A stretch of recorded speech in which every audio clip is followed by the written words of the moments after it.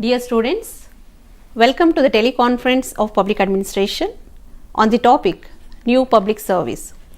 This program is for the UG semester 2 from the first year and also the PG first semester students. This lesson is very important from the perspective of the syllabus as well as for the competitive examinations as well. As we all know, public administration as a discipline and as practice has been central to the governance, but as a discipline over a period of time it has been evolved through the different phases. Earlier it emphasized on hierarchy, rules and other aspects, and later on it focused more on the market oriented reforms. But governance is not just about the control and management, but it is for the people, for the working for the public interest as well. So in this context, new public service has emerged. So to discuss more about this topic, new public service, we have with us two eminent public administration professors with us today this afternoon. First, let us welcome them and let me introduce them to you. We have with us Professor Pardhasaradhi sir. Professor Pardhasaradhi sir is an eminent public administration professor who has retired from Osmania University. Professor Pardhasaradhi sir has contributed a lot to the curriculum development of various universities including Dr. B.R. Ambedkar Open University. Sir is associated with our department right from its inception, and sir has several lessons on Swayam and on Dr. BRAOU YouTube also. Sir has contributed a lot as a teacher, researcher and also administrator. So we welcome you, sir. Thank you. Thank you, Dr. Pallavi. We have Professor Sreenivas Reddy sir, eminent professor from Public Administration and HRM department. Sir is retired professor from Kakatiya University and currently sir is Dean in Aurora Business School. Sir is very active both in teaching, research and also poetry is sir's passion. Sir writes on the contemporary issues in a very poetic and thought-provoking way. Sir has contributed a lot to the research and also to the curriculum development of Dr. B.R. Ambedkar Open University. Professor Sreenivas Reddy sir is associated with our department right from its inception, has been contributing to the different courses of public administration, both UG and PG, and sir has authored several books. So we welcome you, sir. Thank you. Thank you, Dr. Paul. So dear students, now we are discussing about new public service. Now I request Professor Pardhasaradhi sir, could you please throw light on the evolutionary aspect of the public administration and what led to the emergence of the new public service? Dear students, at the saga of the administrative theory and the public administration, we have various phases and various different type of waves are there in public administration. It started from the traditional model of public administration, what we discuss about Max Weber's bureaucracy, later about Woodrow Wilson's dichotomy of politics and administration, and about Luther Gulick principles of administration. This was one phase of the before 1930s. Later we entered into the behavioralistic school of public administration. In the behavioralistic school of public administration started with the Simon, later various motivational theories. All these dominated, particularly from after the Second World War time, this behavioralistic school and all this has come. Later, theory of the public administration entered into different phases. Sometimes we have gone with the public policy, now one of the major discipline in all over the world. By 1970s, there is a change in the world. The change has come, it is a shift to the market model of economy in all over the world, market model of a society also. It started with public choice school.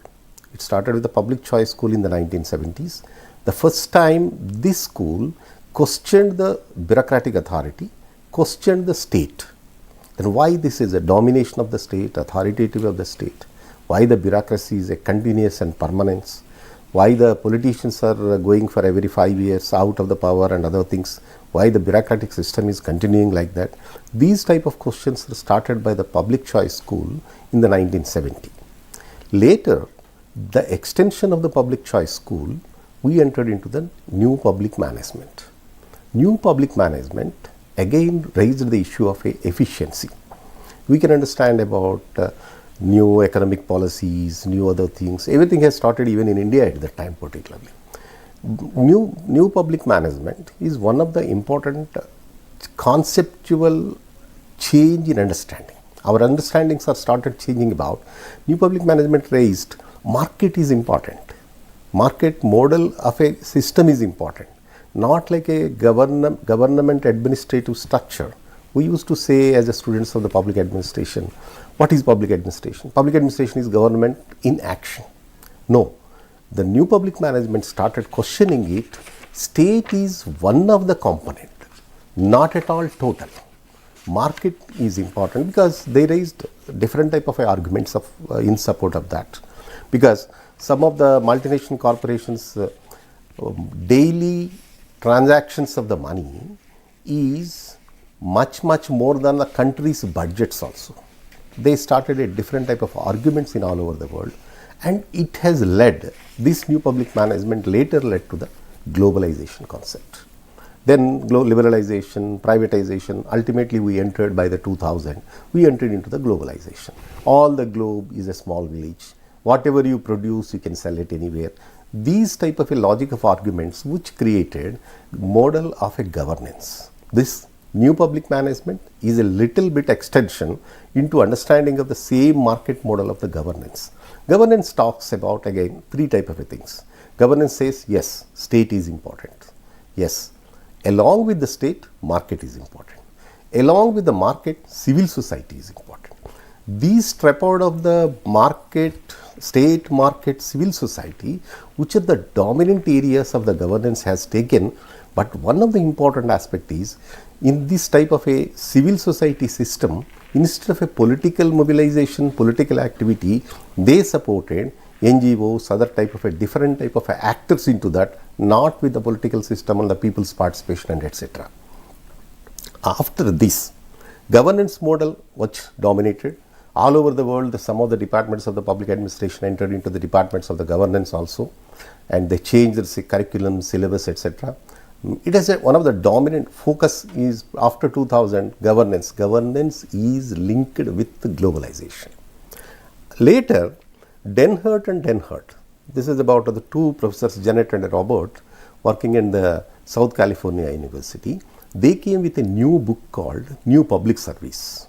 This new public service in 2003 they contributed actually, which is the 4 different type of a publications has come. I think as of my knowledge, it was a 2015 was the 4th edition of the Denhert and Denhert public service. They raised one fundamental question. New public management and also a governance. These both treating the public as a customers, not an important aspect, and treating them as a mechanical aspects rather than a human attitude, human empathy, ethics, these type of things are gone. Adding to that, technology, which was an important area, has dominated. Ultimately, this mechanization of the process of decision making has become more and more. Denhert and Denhert both, they objected this part. We are missing the human being in that.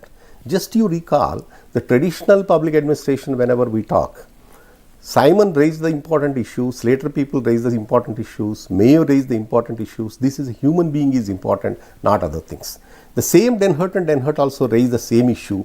We have to treat public as a citizens, not customers. Adding to this, the another important aspect raised about the new public governance is another important added afterwards which has come. This is the saga of the development of the public administration. In different milestones are there. Yes, That's a Pallavi. Yeah, thank you, sir. Thank you, Professor Pardhasaradhi, sir. You have discussed very elaborately like how the public administration has evolved. So, Professor Sreenivas Reddy, sir, could you please throw more light on the evolution, like how it has evolved? What is the process? Yeah, I think we can have a slightly different way of highlighting the evolution of the new public service. I for one would try to divide public administration theory disciplines development in 5 phases. The first is the ancient period, kind of administrative theorization was not done, although big empires were there and very strong administrative systems were there, but the first phase of public administration's evolution was based on patrimonial authority, where the king or the emperor was the dispenser of authority, and patronage was the main source of administrative power. And from then we had a theory. The real theorization in public administration started with the classical theory. Classical theory mainly focused on the structure, and it's basically a prescriptive theory. They would say that administration should be like this. And the classical theory is also largely not a theory of so much of public administration, but is a theory of administration, which applies both to public sector and private sector. And after this, we had neoclassical theory. We also call it as human relations theory, wherein what was considered important was the behavior is equally important, not only merely structure. So therefore, this kind of theory has come, and there are post-behavioral theories. And finally, the new public service theory takes off from the last rubric, which is called as post-modern theorization on public administration. I think this theorization is in a way anti-theory, anti-foundational. It questions many fundamentals of public administration. We believe that in public administration neutrality is important. Civil servants are supposed to be neutral and all that, but postmodern theory of public administration does not. It started off with new public administration which emphasized the commitment on the part of the civil servants. They should not be neutral, they should be on the side of the poor people, they should be pro-change, proactive and all that. So it is in this context this theory has come. Vincent and Robert Jonet have contributed this theory, and it was, I think, various publications of this are there, and prior to this in 1990s itself this kind of thinking has started, and it started off from a trenchant critique of new public management. New public management theory is a theory which emphasizes on public-private partnership. It says that market should be the focus, administrators should be focusing on the consumers, and it is based on, as Professor Pardhasaradhi said, public choice theory. The consumer should be sovereign, they should have their choice and all that. The administrator should take a cue from market principle, and it is based on assumed efficiency of the private sector. It is thought that private sector is more efficient than public sector, therefore we have to replicate the practices of private sector to get mileage in public administration. Of course, this is only an assumption. Quickly to correct this assumption, most of the private companies, I think 90% of the private companies don't go beyond a year. So if that is taken into consideration, they are as inefficient as public sector, but this was based on that assumption. And India, and it all started with the new right movement, started in Europe and caught up in US and also in India. And added to this, we had our globalization, an inevitable entry of multinational corporations, and therefore privatization had to be given. It is a critique of that.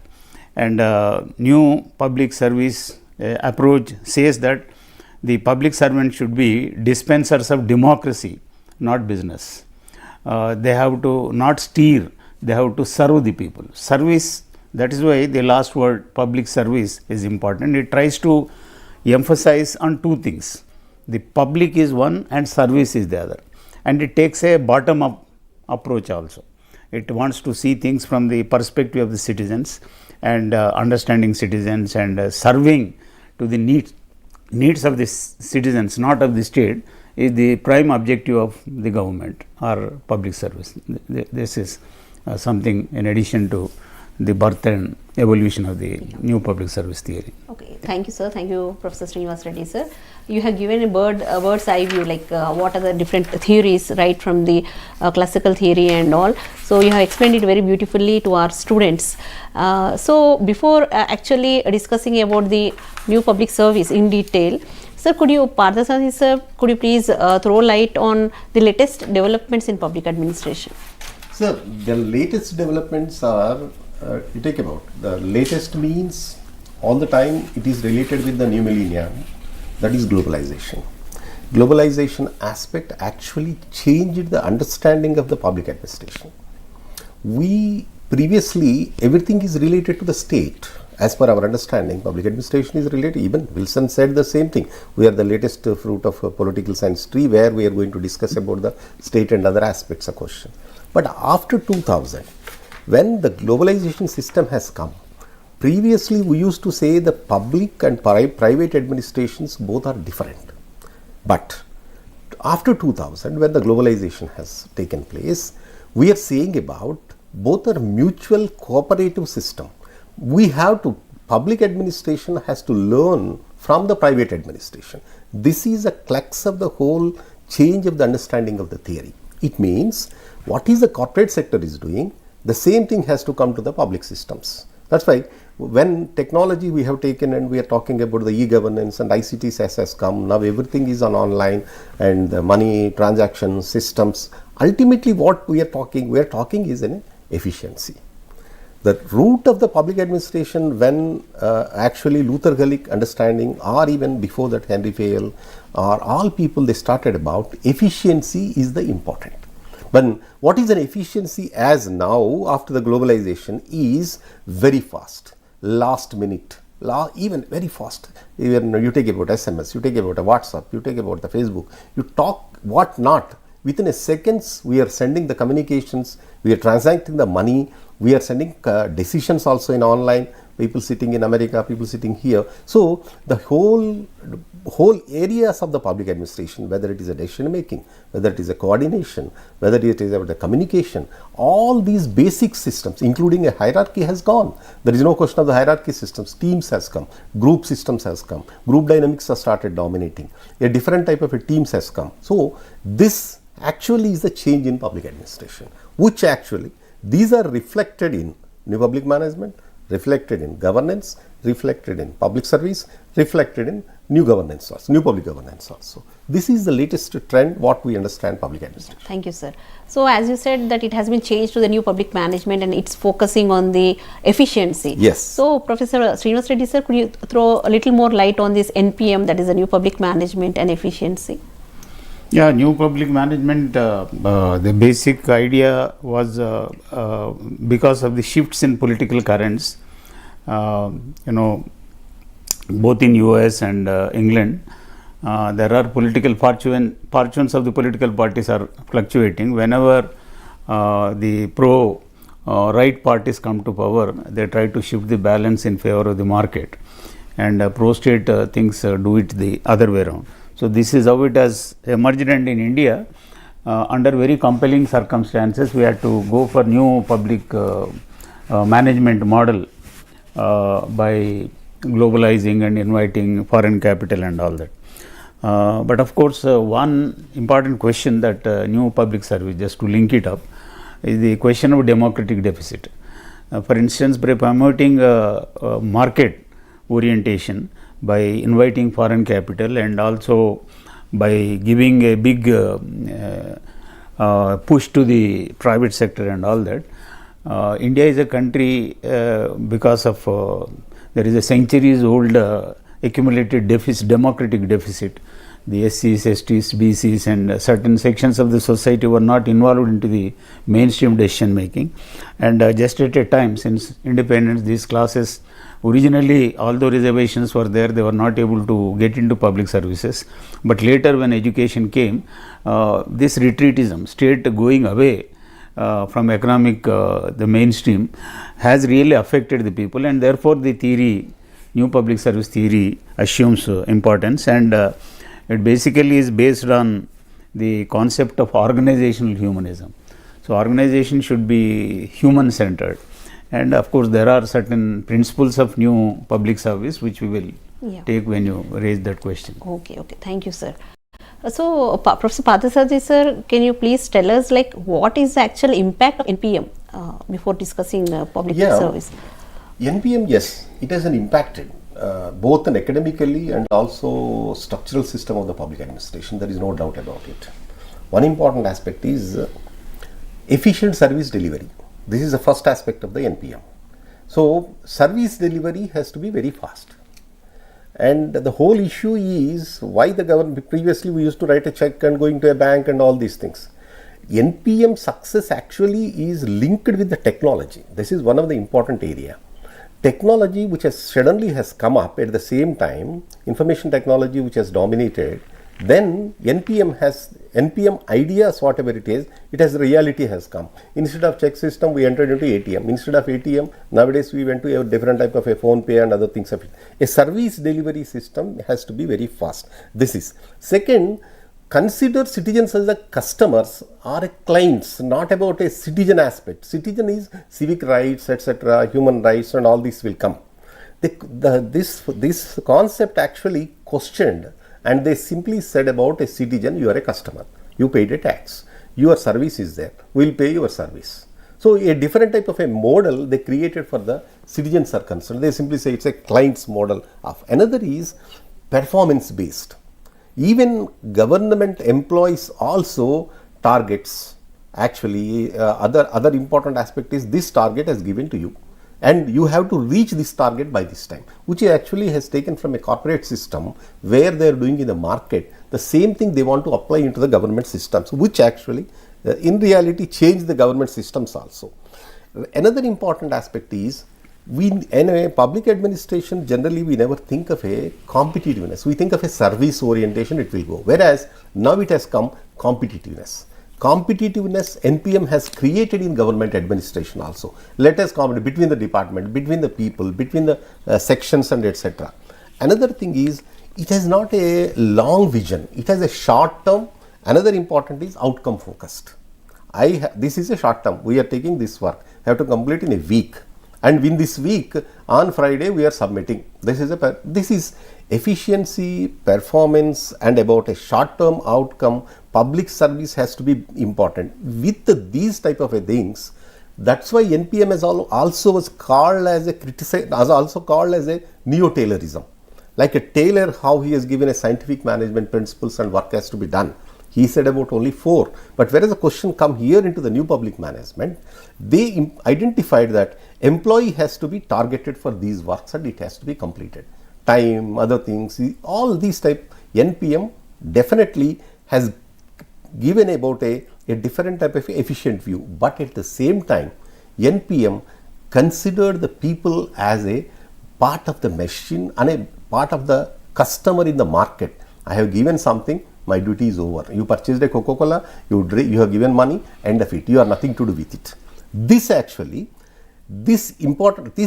point actually created a gap between a citizen and a government.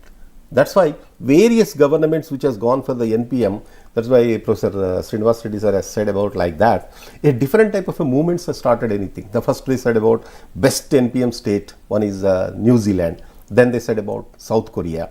So like that, there are a lot of changes in political turmoils has started about in the various parts of the world. Wherever they said government is going to be like the same thing happened even in India. Some of the governments want to go with a much cruelly like an NPM. It has given a different type of things and people defeated that type of a government. So NPM focuses on performance, efficiency, and about treating as a market oriented system. Yeah. This is important. Yeah, thank you, sir. Thank you so much. You have well explained about the NPM and its impact, that is the new public management. So, dear students, we are discussing about new public service, and if you have any queries, you can please call us on 040-236-80456 on the topic new public service. So far we have discussed about the evolution of public administration and the different aspects, how what are the different what is NPM, that is a new public management, and what are its features and the impact of NPM and all. So now let us discuss about what is new public service. So Professor Sreenivas Reddy sir, so what is the concept of new public service? Yeah, to understand the new public service, we have to understand 7 of its key principles, which are also touted as key features of new public service by Dennart and Dennart. So one is serve citizens, not customers. The point was earlier also made. Treat people as citizens, not as customers. So this market orientation should not go. And this is important. A big contrast is that the NPM considered citizens as sovereigns, whereas NPS, New Public Service, considers citizens as sovereigns, but not consumers as sovereigns. So instead of consumers, it brings in the picture of citizens and what all pleases citizens.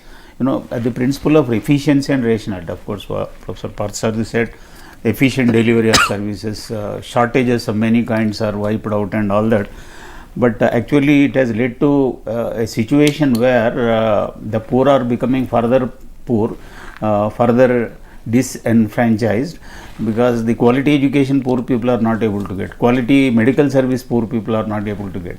So there is a kind of chasm in all the services, and the reservation system is getting freezed at the same level which was. So therefore, this pleas for serving the citizens as sovereigns and what all is needed by them. The bulk of the people being SC, STs and BCs, who constitute about 75-80%. So what is of their interest should be, I think they should have quality education, they should have quality health care, they should have jobs and all that. This is the first principle. And the second is seeking the public interest. So the public interest is what is in the interest of the people, and it is identification, articulation and promotion of public interest.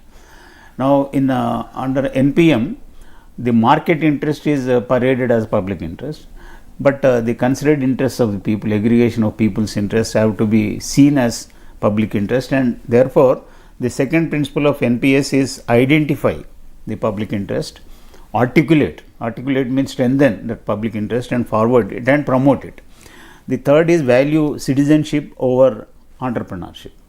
So there is a feeling under NPS, new public service approach, that entrepreneurs bring in development.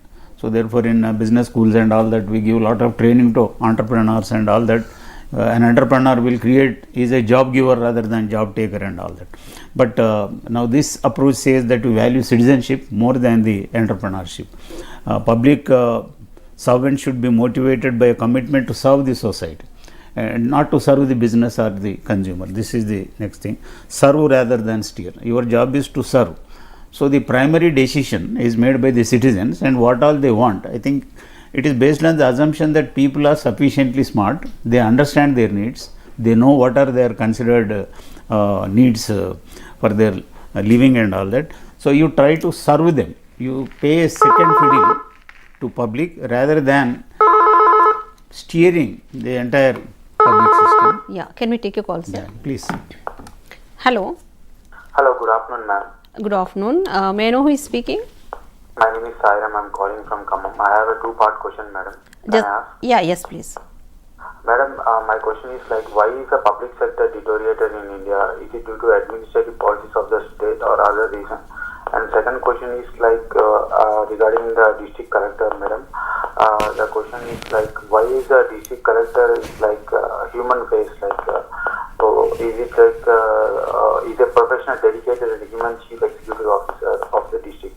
Why is working like that? Thank you, madam. Yeah. Okay, thank you. Thank you. So why public sector is deteriorating? Yeah, sir. I think.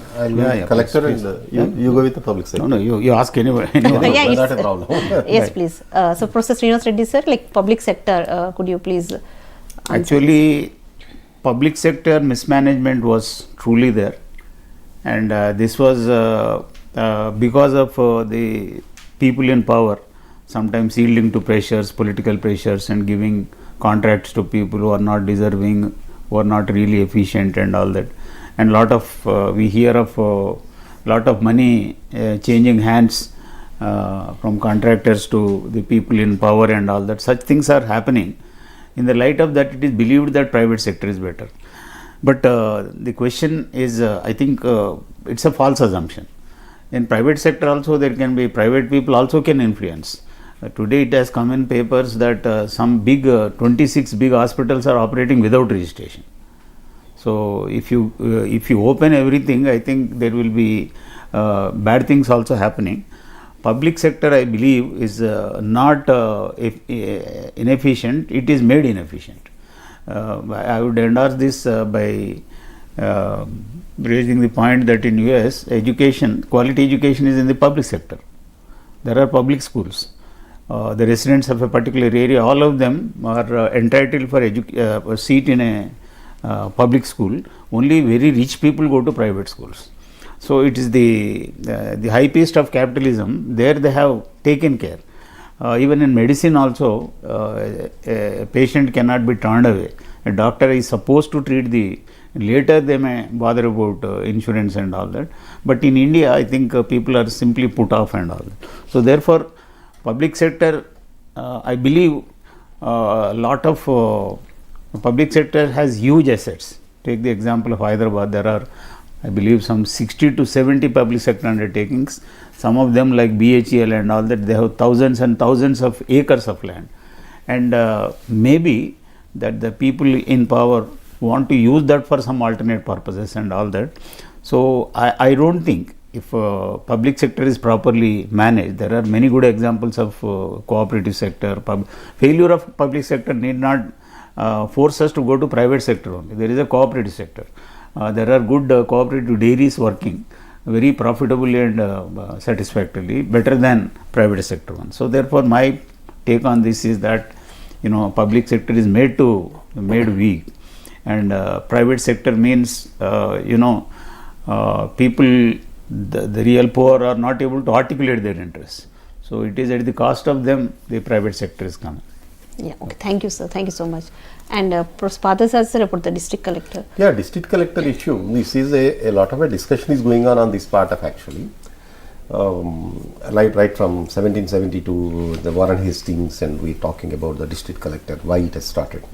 Historically, they started with as a collection of the revenue. Revenue collector is a collector. Collector is a revenue collector.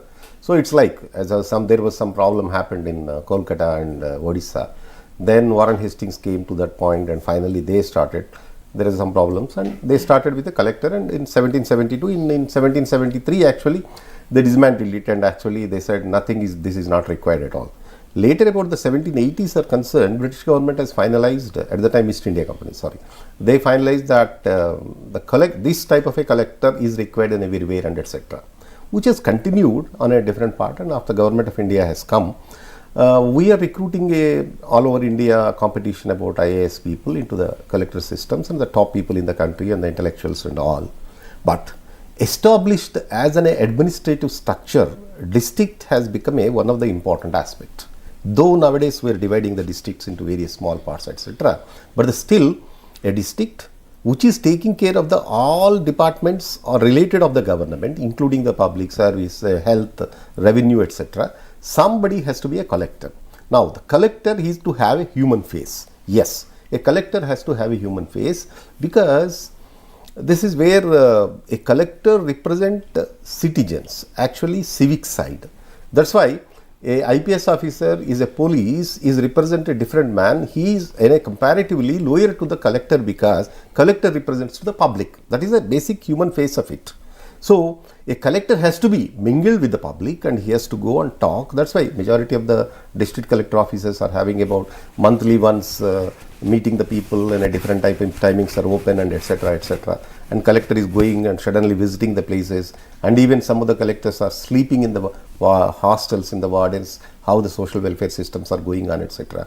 Definitely in India, they tried about it. This Ahmedabad effect, Ahmednagar effect is one important, and some other things are there. They tried a different aspects of related about alternative to the collector system, but still as of now, yes, collector system is one of the dominant, and it has its own successful merits. I can't say about 100% it has given a like that, no, not at all, but yes, 90%, 85% collector system is working and taking care of the people, and also they are maintaining the human face in the present model, whatever we are discussing about, new public management or governance systems, whatever we are talking. Collectors also converted, they are coming with the teams, different type of teams and the group working, group dynamics, etc. also they are taking care, and targeted systems they have given in the e-collectorate. Within a week I will give this certificate, otherwise a penalty has to be given for the employees. All these type of things has come up. Yeah, thank you sir, thank you so much.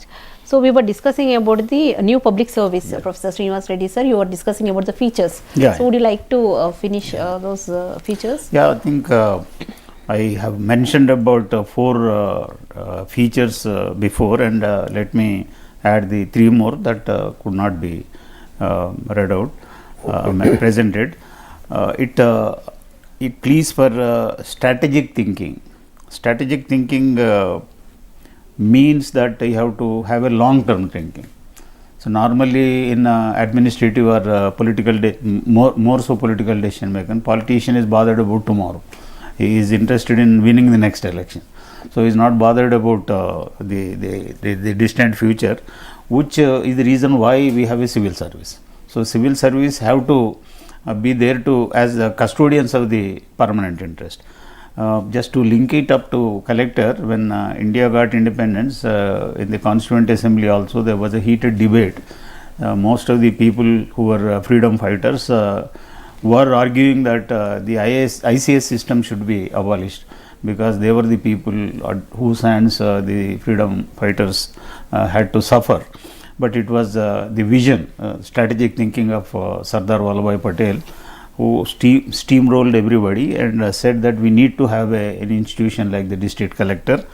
And district collector, in fact, in the then prevailing circumstances, district collector was very much needed, because there was partition wars were there, and our people did not have much experience in running the administration, only fighting administration they had experience. And under those circumstances, he saved the day for the ICS, which later became IAS. I do think, but now district collectors are not allowed to function that independently as they were functioning in the past. So this change needs to come.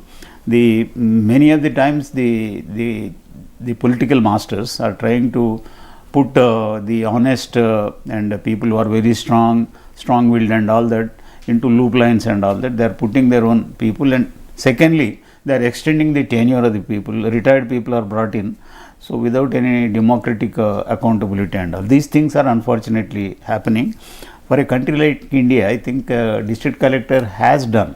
Of course, there is a problem also. I am reminded of an old song, a crack collector of equal might works all the night and all the day. So I think I don't know how wisely they can take decision. They are put under so much of pressure and all that.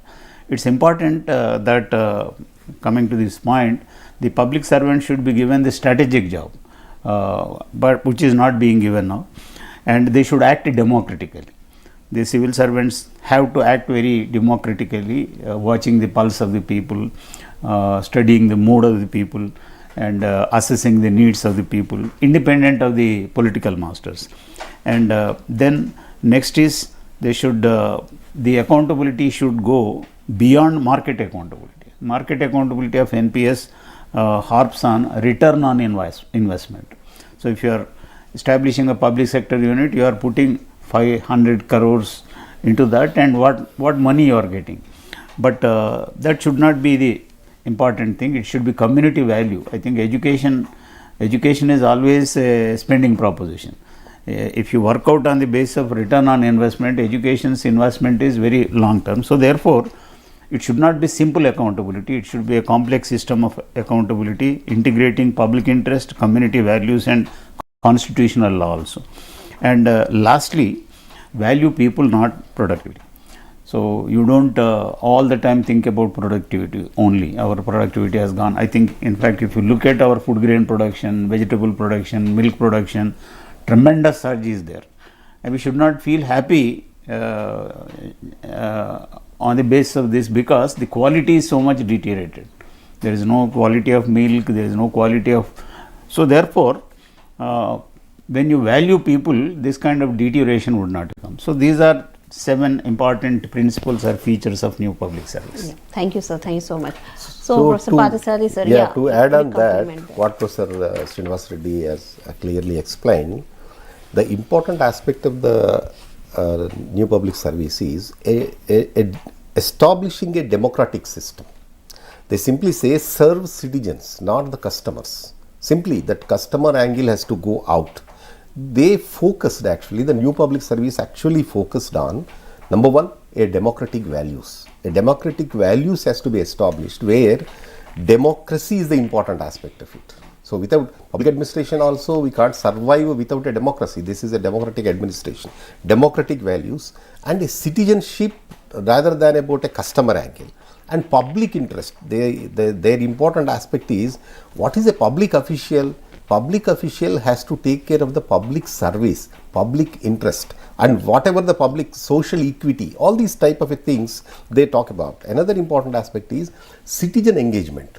One of the important aspect of the public service, new public service talks about citizen engagement, and their talking and their involvement in decision making and their opinion sharing and etc. whatever it is.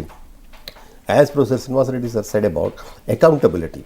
The accountability is one of the important aspects in the new public service, and they talk about democracy over efficiency. Whereas new public, see, the whole important aspect is new public service has come a critic of new public management.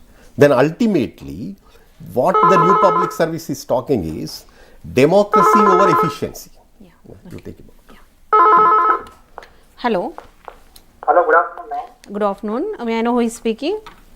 My name is Gnaneshwar from Nagartana Degree College, ma'am. Your name, please? Gnaneshwar. Gnaneshwar. Gnaneshwar from Nagartana, ma'am, Degree College. Yeah, please tell me. What is your question? How to help as a new public service, a concept of Ram Swaraj, the ideal state of Mahatma Gandhi, first term, ma'am. And also another question, please to help us elaborate the Indian government launching its 2015 Digital India program to influence by a new public service. And another question, ma'am, what are the failures of new public service in developing states like countries in India and Pakistan, Africa in present global era? Yeah. Okay. What is the Mahatma Gandhi one? What is he asking about? No, India. He's asking about a digital India. That is third India question. Second question. Failures is a third question. So first Linking is public service to Mahatma Gandhi. Yeah. Okay. Gandhian vision. Yeah. Say, for example, you think of a Gandhian vision. See, Gandhian vision also, this is where the whole question of it, not about the market system. Gandhian vision is talking about a Gram Panchayat, actually, a Gram Swaraj, a decentralization, a ethical leadership. This new public service also talks about civic engagement, ethical leadership, and the people participation, and all these type of things will come into this picture. And moreover, as Mahatma Gandhi's part of he said, a long-term vision, protecting the nature aspect and other things are there, whereas same point here, new public service also raise the same important aspects of it on this.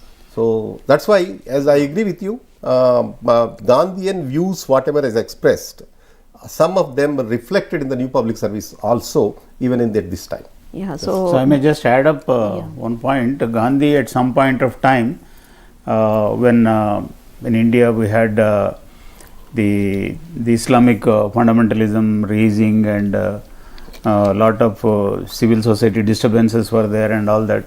So a reporter asked Mahatma Gandhi, what kind of government you want to have? And this was in the context of British people have provided an efficient system, steel frame of Indian administration. So will the government that comes to power after independence will serve so efficient? So Mahatma Gandhi very relevantly said, we prefer self-government to good government. So it's not important that we have efficient government. This is a nailing point as far as the new public service is concerned. New public service opts on efficiency. Efficiency for whom? Efficiency for the capital, efficiency for the labor, efficiency for the poor, efficiency for the rich. So therefore, Mahatma Gandhi had a very clear vision. His vision was, small is beautiful. His vision was people-centered. He was not bothered so much about efficiency, but serving the simple needs of the people and empowering the people. This is, I think, something that we can relate to Mahatma. So, and I was asking about the Digital India. Yeah, Digital India program actually 2050, whatever it has started previously on in a various phases actually. But now, yes, Government of India actually talking about the Digital India aspect. Yes, after the introduction of the AI and artificial intelligence, whatever we are nowadays looking of, already we are one phase of the Digital India. We have completed a various parts into the party. Offices are all e-offices. Systems and everything, even orders, GOs, everything, we are sending the mobiles only. Even people are not using emails. Everything is coming to the WhatsApps and other systems are coming. So, Digital India is one of the important aspect where majority of the people entered into the, for example, how even a person will take your clothes and press it and they bring it. He is also, we are paying about simply on phone pay and other important aspects are there. In the same way, a vegetable vendor, a small lady, without knowing anything also we are paying and she is looking it off. So that's why a digital aspect of a life, it has entered into the life of the people. It's definitely there is no doubt. And moreover, with the AI, recently one doctor actually I have seen, one report has come of the CT scan report, the PDF they put it to the AI and asked for the reply. Immediately AI has given a different type of it, basically whatever the doctor is saying. In the same way, now the important aspect, please all our students and the community has to not to just go by that everything is given in AI. You have to improve your skill, you use AI. If you are depending on AI, you are just out. And because one of the question one day we have put to you AI on Mary Parker Follett, we differently put it and we asked it. And that is unable to answer it at all. So, whatever you have feed it, they are giving it to you. They are thinking, there is no doubt. It's a machine thinking, machine model, machine language, reading, translation, identifying the words. The Digital India definitely is going to help and we have to support that logic. But not to kill our innovations and humanity and human systems are there. You use it to improve your skill, not for any other aspect of it. Yeah. That is what I can say.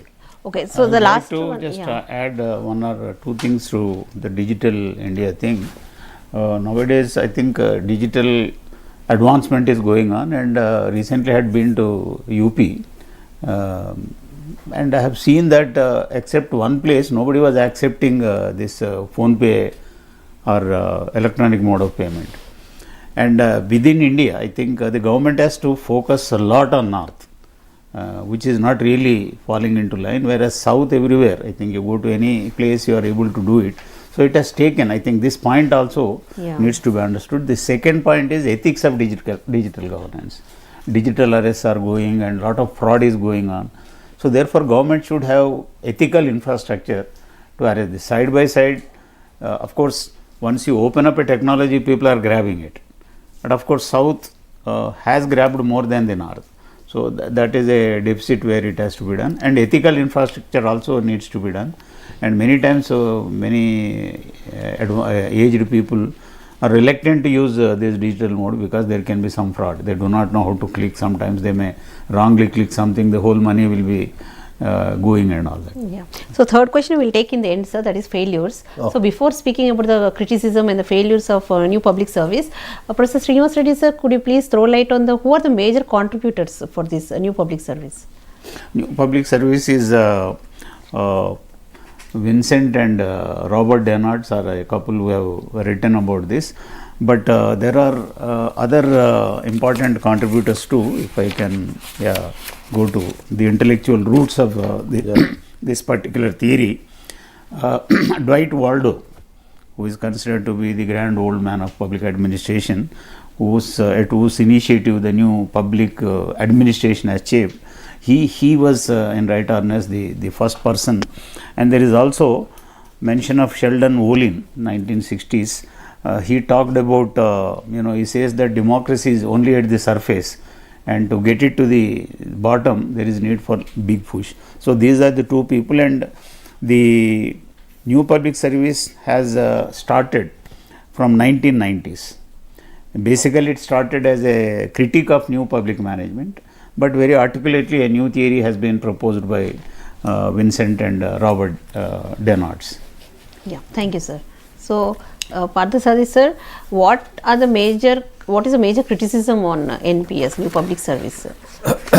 Because practically to talk, it's a concept of a idealism. See, it's a critique has come against of the NPM, New Public Management, and because it's depend on efficiency, mechanization of the system, and etc. etc. Whereas New Public Service is a critical of, basically it is a critique of that. The important aspect of the criticism, you see, if you take just a little bit of thing, a country like India, what Paul H. Appleby has said about a structural system also is required, a democratic governance is required. This is also a link up to the public service system, whereas you take about F.W. Riggs, a model of Sala, a model of a prismatic society, how it works, how the Indian systems works both formal and informal way together, and where these type of systems will go. Like we are talking about all these things about, but whereas a major criticism on the new public service is it's a root on idealism. It's talk of democracy, it's talk of ethical leadership, it talk of a civic engagement. Yes, all these are here and there appearing. For example, take about in India all the time they say the two cities, one is Indore and Mysore. Indore, even for the ranking, whenever the rank has come for Indore, all the people came out and say, even from they put a car horns on the road and they say number one in the country on the flats, and they are doing, is it a different type of civic? The same type of Indore city recently flooded with a dirty water and other things, and there is nothing has to be going to take in place. The both, whenever we look at it from the perspective of the Indian system of the concern, these are one type of a sweetly quoted a different type of a words to look into it's much better. Whereas in a practical concern, you cannot demand a bureaucrat and to do this like NPM. Yes, I am not a total supporting of the NPM question. Whereas the new public service, yes, we have to consider human beings, we have to think of all these aspects are there. The major criticism is whether it is practicable or not. And the conclusion, they say it's impracticable. Then what is the validity of the new public service? The validity of the new public service is whatever the NPM is talking about, whatever the loopholes of the NPM, these people have raised it and shown to the public we have to change. That's why later part of the new theory of a new public governance which has actually has come to our point. So thank you, sir. So Professor Sreenivas Reddy sir, would you like to throw light on the limitations of NPS? Yeah, first we'll take the call. Take the call. Hello. Okay. So would you like to add something to what I Professor? think as Professor Pardhasaradhi rightly put it, new public service approach spells out what needs to be done, but how it needs to be done is not there. Yeah. That is why it is more idealistic. It's not so very practical, number one. Number two, it is said that new public approach also leads to delays, giving public and I think sometimes ineffective also. One example we can quote, we have the Gram Sabhas in all the villages, and almost throughout the India with very, very few exceptions, Gram Sabha is a gross failure. So on the ground, if you look at the application of new public service, I think Gram Sabha perfectly neatly meets the prescriptions of new public service. But Gram Sabha is not evoking the interest of the people for whatever reasons. And of course, the government has to build on that. And another important thing is heterogeneous, unevenly developed society. I think some people are so very articulate. Now, if they start consulting people, there will be some powerful individuals. This is what discourse theory also says. Some vocal people, articulate people, they will bulldoze everybody around, and the majority will be swamped by a minority who are very articulate, and all. These are some of the problems of new public service, limitations of public service. Thank you, sir. So Professor Pardhasaradhi sir, we had NPA, then NPM, New Public Administration, New Public Management, then New Public Service. So do we have anything after NPS, New Public Service? Yeah, this is actually new public governance actually. See, for example, whatever previously we were discussing about the new public service, some of the examples from the Indian side we taken and just an adding what Prof. Sreenivas Reddy sir is saying about social audit is one, RTI is one, all these things we are taking about a new public service part. But later part has come about the new public governance. New public governance actually this is by same Stephen P. Osborne, actually he raised this issue. Yeah, just a Yeah, second. please take it. Call. Hello. Hello, good afternoon, ma'am. Good afternoon. Yes, please. Ramya from Hyderabad. Yeah, your question, please. So as sir mentioned before, the principles of NPS. Yes. So in one of the principles which sir mentioned was citizen participation. So how can NPS ensure meaningful citizen participation when the policy dates are influenced by global institutions in this globalized world? Okay. Yeah. Thank you. That is my question, Yeah. ma'am. Thank you. So we have just 2 minutes time. You please Yeah, briefly. simple. Yeah. See, the question is the major policy systems and everything is influenced by corporate groups and international. There is no doubt about it. The question of the practical implementation of it is there. You have to consult the local people also. Without the local people, we can't do this. This is one of the important aspects. That is where the new public service, civic engagement. And what see, it's not the major policy issue. What is happening in your ward or what is happening in your village, let the consult the people and take an opinion from them. That is where the new public service talks about. As we talking, we are talking about the new public governance parties. It's a network governance, PPPs, collaboration and multi-actors participation. All these type of things are required. This is actually one way. Little bit what you can call is simplifying or little bit is sugar coating the NPM again. There is a new public governance actually has come. This is NPA. This is what the another important latest activity of the in public administration system. Yeah. So thank you, sir.